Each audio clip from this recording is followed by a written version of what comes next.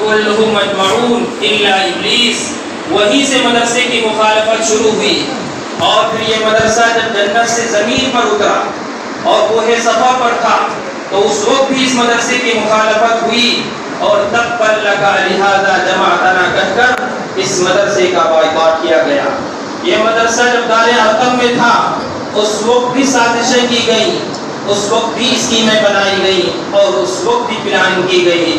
اور یہ مدرسہ جب مکہ المکرمہ سے مدینہ المنورہ میں آیا اور صفہ کے چبوترے پر پہنچا تو اس وقت ایک بہت عالمی سازش کی گئی اس زمانے کے لحاظ سے، جس کا نقشہ اللہ رب العزت نے اپنے پاک قرآن کے اندر کھینچا ہے۔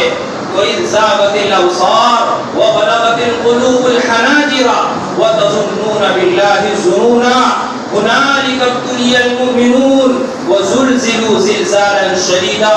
کتنی سخت مخالفت تھی اس مدرسے کی اور اس مشن کی، لیکن یہ عین حقیقت ہے کہ یہ مدرسہ اپنے قدردانوں کو بڑھاتا ہے، بلند کرتا ہے، ترقیات سے نوازا ہے، اور اپنے مخالفین کو ہمیشہ ذلیل و رسوا کرتا ہے۔ ابلیس اسی لیے ذلیل و رسوا ہوا کیونکہ اس نے اس مدرسے کی اور اس مشن کی مخالفت کی۔ تب لگا لہذا جماعتنا کہہ کر کوہ صفا پر مدرسے کی مخالفت کرنے والے کے لیے قرآن پاک کے اندر آج بھی ہلاکت کی یہ داستان موجود ہے۔ تبت یدا ابی لہب وتب ما اغنی عنہ مالہ وما کسب سیصلی نارا ذات لہب وامرأته حمالۃ الحطب فی جیدها حبل من مسد۔ اور بات بہت طویل ہو جائے گی، مختصر یہ ہے کہ آپ فتنے تاتار کو لے لیجئے، ہندوستان کے اندر فرنگیوں کے فتنے کو لے لیجئے۔ فرنگیوں کا فتنہ وہ فتنہ تھا کہ یہ دوسرے ملک سے آئے ہوئے تھے، لیکن چند دنوں کے اندر اس ملک کے وہ مالک بن گئے اور یہاں کے مالکوں کو انہوں نے غلام بنا دیا۔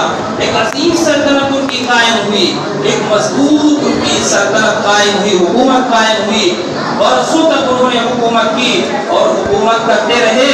اور یہ بات بغیر کسی تردد کے کہی جا سکتی ہے کہ ان کی حکومت آج بھی باقی رہتی، شاید ان کی حکومت اور دیر تک اور دور تک چلتی، لیکن ان کی حکومت کا خاتمہ اور خاتمے کی داستان اس وقت لکھنی شروع ہوئی جب انہوں نے مدرسے اسلام اور مدارس اسلام کے خلاف آواز اٹھائی۔ علامہ اقبال نے کہا ہے تو نہ مٹ جائے گا ایران کے مٹ جانے سے، تو نہ مٹ جائے گا ایران کے مٹ جانے سے، نشہ میں کو تعلق نہیں پیمانے سے، ہے آیا یورش تاتار کے افسانے سے، ہے آیا یورش تاتار کے افسانے سے، پاس پا مل گئے کعبے کو صنم خانے سے، پاس پا مل گئے کعبے کو صنم خانے سے۔ کشتی حق کا زمانے میں سہارا تو ہے، کشتی حق کا زمانے میں سہارا تو ہے، عصر نو رات ہے، عصر نو رات ہے، دھندلا سا ستارہ تو ہے۔ ہم غور کریں اس زمانے کے اسکیموں پر اور مدارس کے خلاف جو اٹھ رہی ہیں آوازیں، ان آوازوں پر تو یہ بات وجہ طور پر کہی جا سکتی ہے۔ علامہ اقبال نے اس زمانے میں جو بات کہی تھی، عصر نو یعنی عصر حاضر ایک رات ہے، دھندلا سا ستارہ تو ہے۔ اور پھر آگے فرمایا تھا ہے جو ہنگامہ وفا یورش بلغاری کا، ترکوں کے خلاف ایک بہت بڑی سازش ہوئی تھی اور خلافت کو ختم کرنے کے لیے بہت لوگ سامنے آ گئے تھے، اسلامی حکومت کو ختم کرنے کے لیے اس طرف اشارہ کیا ہے۔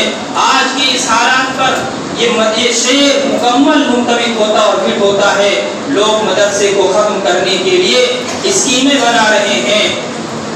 ہے جو ہنگامہ وفا یورش بلغاری کا، غافلوں کے لیے پیغام ہے بیداری کا، تو سمجھتا ہے یہ سامان ہے دل آزاری کا، تو سمجھتا ہے یہ سامان ہے دل آزاری کا، انتہا ہے تیرے ایثار کا خودداری کا، کیوں ہراساں ہے سہیلے فرس آدھا سے، کیوں ہراساں ہے سہیلے فرس آدھا سے، نور حق بجھ نہ سکے گا نفس آدھا سے۔ الغرض یہ بات جو ہمارے نبی صلی اللہ علیہ وسلم نے فرمائی ہے کہ قیامت اس وقت تک نہیں آئے گی جب تک زمین پر اللہ اللہ کہنے والے باقی و برقرار رہیں گے، زندہ رہیں گے۔ اور جب اللہ اللہ کہنے والے اس روئے زمین پر باقی و برقرار و زندہ و تابندہ نہیں ہوں گے، اللہ چاند کی چاندنی چھین لے گا، سورج کی روشنی چھین لے گا، زمین کی نرمی اور سورج کی گرمی چھین لے گا، دنیا اور نظام دنیا کو ختم کر دے گا، کائنات اور نظام کائنات کو ختم کر دے گا۔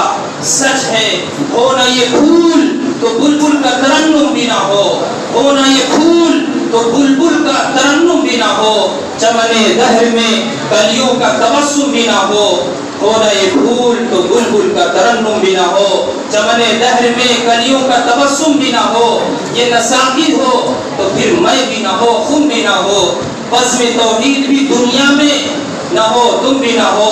خیمہ افلاک کا استادہ اسی نام سے ہے، خیمہ افلاک کا استادہ اسی نام سے ہے، نبض ہستی تپش آمادہ اسی نام سے ہے، ہو نہ یہ پھول تو بلبل کا ترنم بھی نہ ہو، بس میں ہو نہ یہ پھول تو بلبل کا ترنم بھی نہ ہو، چمن دہر میں کلیوں کا تبسم بھی نہ ہو۔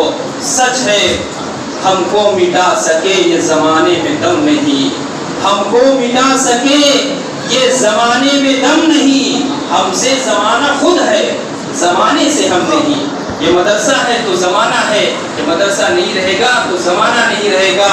اور یہ بات بجا طور پر پرزور انداز میں پورے یقین کے ساتھ پورے استحکام کے ساتھ کہی جا سکتی ہے کہ جن لوگوں نے مدرسوں کے خلاف ماضی میں آواز اٹھائی ہے، اللہ نے انہیں بھی ختم کیا ہے، اور جو آوازیں حال میں اٹھ رہی ہیں اللہ انہیں بھی ختم کرے گا۔